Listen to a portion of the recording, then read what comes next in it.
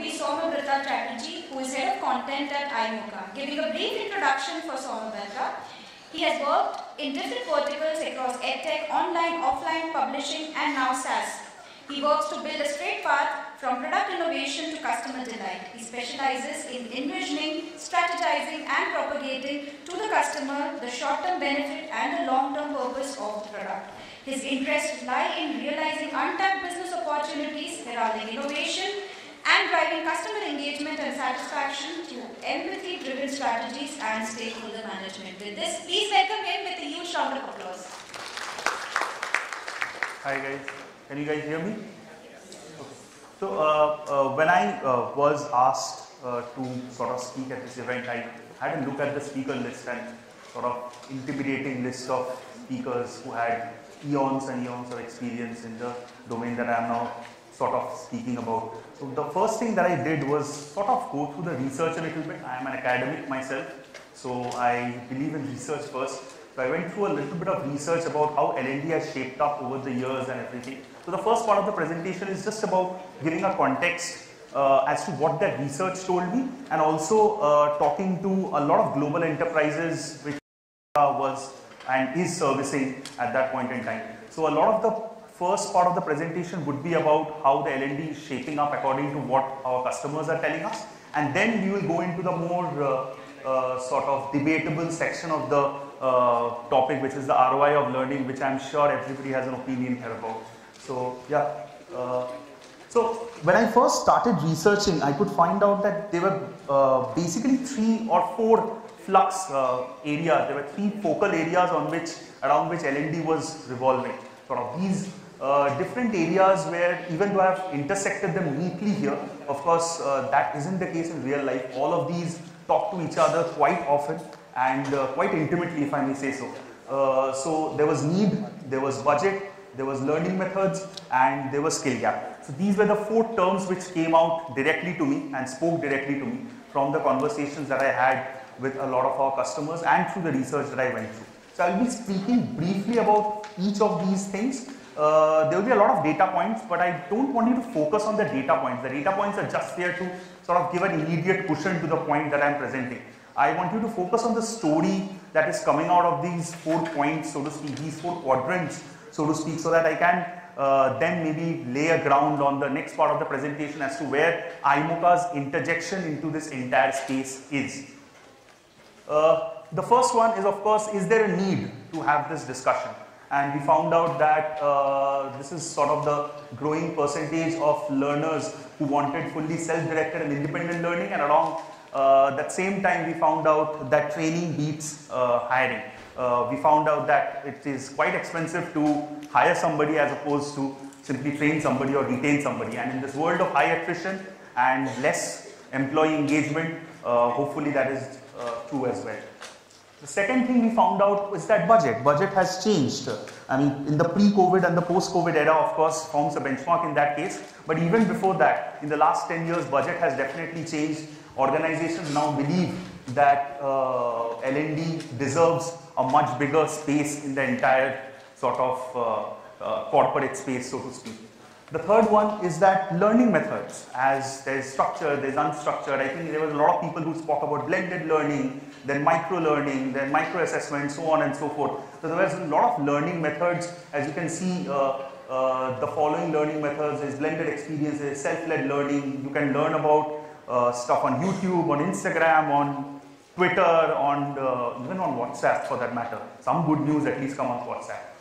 So there is, of course, integration with other IT learning softwares, there's chatbots and machine learning, AI recommendation softwares, and then you can also see a timeline as to how we went from, let's say, e-learning and blended learning, offline, online, to, let's say, finally the big buzzword right now, learning in the flow of work. So yeah, so learning methods are currently quite a lot, but again, and then finally, the big word, which is skill gap. Everybody is talking about skill gap, how to measure it, how to quantify it, how not to quantify it, and focus on the human factor. That is also quite a debate growing up right now in the entire space. But this was sort of the percentage of global execs who were concerned about the availability of these skills from 55 to 79, as you can see, moving in a period of around 8 years. So again, these 4 quadrants, again, as I said, don't focus on the data points, that's why I have little time, so I just brushed through them. But the major point is there is a need, the budget is increasing to, let's say, address that need, and the need is that to quantify a skill gap and to understand what a skill gap is. And the method to do that is many. There are many learning interventions. So in a one line, I can be, let's say, compensate for the entire longish sort of presentation I have had till now. In this entire space, what I will do is that there were a lot of issues that I spoke about, right? Because I touched upon a lot of issues, but I can't, of course, speak about a lot of those issues there. I will reach to the ROI state, but definitely the first thing that I want to talk about is that one of the reasons why the availability of skills and everything were becoming a concern is because of the high digital surge that we are seeing around, and the new jobs that were being created with unprecedented sort of leaps and bounds in technology. I read a book the other day which talked about horizontal and vertical progress. I'm sure most of you have read it here, and that also said in the last 20 years the only sort of domain that has seen a lot of progress in terms of vertical progress is technology and nothing else. So in terms of technology, we see 149 million jobs being created by 2025. I don't know whether that would be the case with COVID coming in right now, but I hope that is the case. And you can see the areas in which these sort of job roles are opening up. And for this particular thing, even after there is a surge in such new job roles and everything, there are 10 ex-employees who believes that their current skills are not being put to good use in their current job. They understand that they are not upskilled enough, and there is also 54% of L&D professionals who agree that internal mobility has become a higher priority since COVID-19, because they want to reduce the attrition rate, or they want to create a better employment engagement platform at their organization, or better employment experience at their organization. Every detail that I have presented here is sort of backed by my own personal experiences talking to global enterprises, and all of their data being crunched through iMocha as a digital skills assessment partner for them. So yeah, this is a fun slide. I mean, one of my favorite films. So the idea is that if we only are talking about and learning about what we are till now, we will never really progress. This encapsulates the idea of vertical progress quite a lot, and this also encapsulates the idea that world is going through paradigm shifts, and if we consider sort of philosophy being considered here, that the world, so paradigms are not separate sort of events following each other. Paradigms sort of fold into each other, so to speak. So if we truly believe that events or paradigms fold into each other, there is more need of upskilling ourselves, of reskilling ourselves, and encouraging internal mobility in our current organization. But as we face this, the talent is a renewable resource, the age of rapid upskilling, reskilling, and internal mobility. But the problem here is I made a mistake in this slide. So when I wrote this slide, I wrote it as a renewable resource, but all the data, and I made a mistake. This is a crucial mistake that I've made here, that all the data that preceded this sort of said that even those skills sort of are renewable in nature, talent is not probably there because of inefficient learning interventions to capture those sort of skill gaps in the first place. So even though talent should be a renewable resource, because we are growing by numbers, right? I mean, the entire world is growing by population, is growing by leaps and bounds, but we simply cannot bridge the gap between the skilled and the unskilled sort of. So I hope we bridge this gap and this slide gets represented in the true form that it is. L&D has also evolved. It has evolved from 2020, where 24% of execs only agreed that it has a stable at the executive table, but now 3% sort of agree that it should have a table at the highest sort of management sort of place in the organization. And with all this power, all this great sort of thing that has come to L&D professionals, and everybody is talking about learning, it seems to be the next savior. It seems that we are sort of at the end of history sort of paradigm, and L&D is the only thing that can save us from this sort of space. In this, of course, with great power comes great responsibility, and therein I would like to now enter into what iMocha specifically is talking about this entire day. So when we talked about L&D professionals, there were 3 basic questions that came to us. First was, what is the skill database for organization? When I talk about global enterprises, the skill database can be extremely difficult to first list and then to understand the differences between. So the first problem that came to us is, how do we categorize different skill competencies against each other? How do we measure them against each other? How do we quantify them against each other? How do we characterize them against each other? The second big problem was, once we have done the skill database sort of thing and we have presented it, how do I then tell an L&D executive that, listen, these are the top 10 sort of skills at your organization, and the other ones, these are the lagging ones, these are the leading ones, so on and so forth. And then the final one, which is the most difficult one, is that once we have done all of this, once we have done an internal benchmarking and everything, to understand how your employees are benchmarked against companies which are similar in your industry. So let's say a fintech player, how are, let's say, finance skills comparable to other fintech players in the market? If it's a BFSI, then it's a BFSI. And it's an ITS, you get that. And therein, all the questions were asked to us when we suggested that, can we help you? And this is the hypothesis that I am presenting. I don't come here as a savior of all L&D programs and giving an absolute rule that yes, we can prove the ROI and everything. It's a hypothesis that we are developing, that we can. And in this hypothesis that we are presenting to a lot of our clients, these were the 3 major questions that came to us before reaching the ROI debate, so to speak. We had to come to a model to measure the ROI. This was the one model that we picked up. We could have gone the Kaufman way as well, but we didn't. We came to this because our product was fitting this, so to speak. I won't go through this slide because I believe it's an insult to the intelligence of the people here. So you guys know what Kirkpatrick is. I will not end it here. I will also like to say that I will not talk about the 1 and 2 stages because everybody is doing it. So I don't like to talk about things which won't really matter.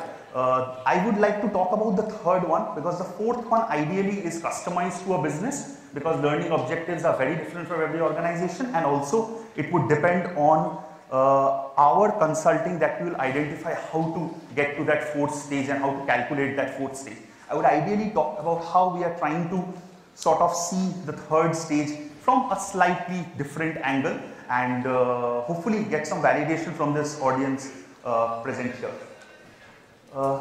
But as I said, let's first face the reality is that most people know how to get to level 2. The level 1 is just a smiley face. I call it a smiley face scale, because it's just like our scale, it's just a smiley face scale. Everybody knows how to do that. And the second, of course, is a pre-assessment and a post-assessment, and you sort of understand what the learning effectiveness is in quantifiable terms. The problem is not that a certain ROI cannot be understood at level 2. And I'll show you a slide after this, which actually explicitly shows that we have done it for a major sort of financial player. We sort of established an ROI at a level 2 also. The problem is, learning is adaptive, and learning also depends on how much person retains and uses that knowledge to excel at his or her job post that entire training for a longer period of time. It's because a pre-assessment and post-assessment, as I was explaining to somebody outside, are just 2 moments captured. But learning is not really moments, right? Somebody showed here learning is in a state of flux. So if it's truly in a state of flux and if it's changing over time, then capturing 2 moments of pre and post would not ideally give us the true metric or the true sort of phase of how things can change post 3 months, post 6 months, post 9 months. When do we realize that another learning intervention is needed, or whether that learning intervention should be as intensive as the previous one or more intensive? So that is where the problem lies. This is a survey which talked about how many people are on level 1, level 2, level 3 and level 4. What does Imoka do? We implement ROI via Kirkpatrick model. We say that we can help you graduate from level 2 to level 4, we can remove bias at all steps, and we can, of course, make you take data-driven business decisions. Those 3 points are very sales-oriented. Let's move forward. This one, of course, again, is about the upskilling ROI, we proved the reskilling ROI, internal mobility, employee onboarding, certification program, various facets of the L&D sort of learning programs that you might see anywhere. So these are sort of the things that you can go through. This is what I said, that I can give you the skills database at an organization. I know I'm letting you wait for the ROI bit, so just help me a little bit. This is sort of the first level of understanding that we can give you, sort of in understanding what your skill database is at your organization, what sort of proficiency levels are those at different levels, in sort of one slide, so to speak.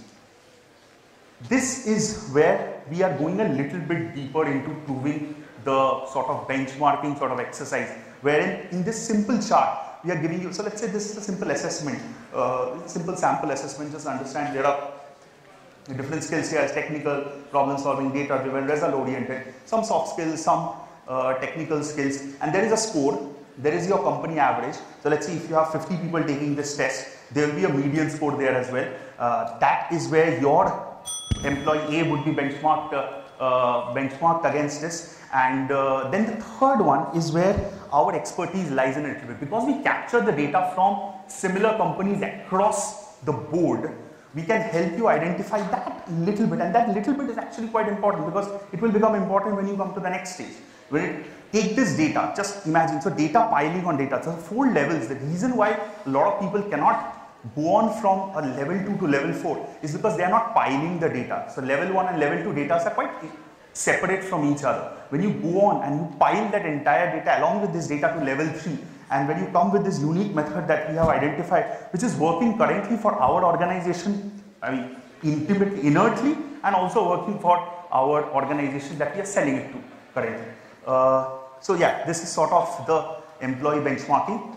And again, as I said, we proved the ROI at a level 2 also. This is the level 2 thing, we proved it. And this is sort of, we found that beginner went down, intermediate went down, experienced and proficient sort of increased. Again, something that you already know.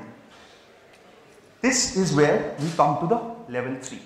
We identified that, and taking in from Josh's idea of the learning in the flow of work, we identified that a pre and post assessment, after that the behavior part of it can be done via 3 things. First, there has to be a regular intervalized manager's report, whoever the manager is, reporting manager, L&D leader, whoever you think it is. First, there should be a self-evaluation also, which is happening at that regularized interval, so we can identify, let's say I am employee A, after 3 months I believe I have retained 50% of my knowledge, but my manager believes that I have retained only 70% of my knowledge. So that we can see that those 2 data points. And third, while working over day in and day out, depending on what the business thinks is ethically good to intervene, we give a set of simulations to them via our platform, via MS Teams app, White Teams app, I will tell you later, but via a particular module and certain touch points. So we have increased the touch points, not in number, but we have not increased the touch points in intensity. So by increasing the touch points, we understood that we can capture some bit of the behavioral change, whether it has occurred or whether it hasn't occurred. The reason why we did it in MS Teams is because when we did it in our platform, which is an assessment platform, we found out that for people it was a stark change. It was a stark change in behavior. It was a stark change in how they intervened or how they interacted with the test. But when we did it via an application which 90% of global enterprises use, so we chose MS Teams because 90% of our customers use MS Teams as their form of medium of communication or medium of sort of instruction. So this is what we created, wherein certain micro assessments taking in from micro learning, certain micro assessment, maybe it's 1 question, maybe it's 2 questions, simulation based, comes to him or her, and they attempt this question, and over time, over 3, 6, 9 months, you see the graph forming, and you see, understand, along with, again, imagine the self report and the manager's report, all these 3 things come together, and you understand whether there has been an actual behavior change in the individual or not. I am not suggesting that this works as a one shoe fits all sort of situation, because that's why the level 4 is there, where we try to consult with you and understand if something is going right, if something isn't going right. Maybe the interval is wrong, maybe we have put in too much interval, maybe the interval has to be shorter, Maybe the number of questions has to be more or different in quality. So there's a lot of ifs and buts in this situation. There's a lot of customization that goes into this situation. But this is how we hypothesize that we can sort of prove the ROI, and we are sort of doing it for our organizations. Sort of this has stopped working at the most important slide.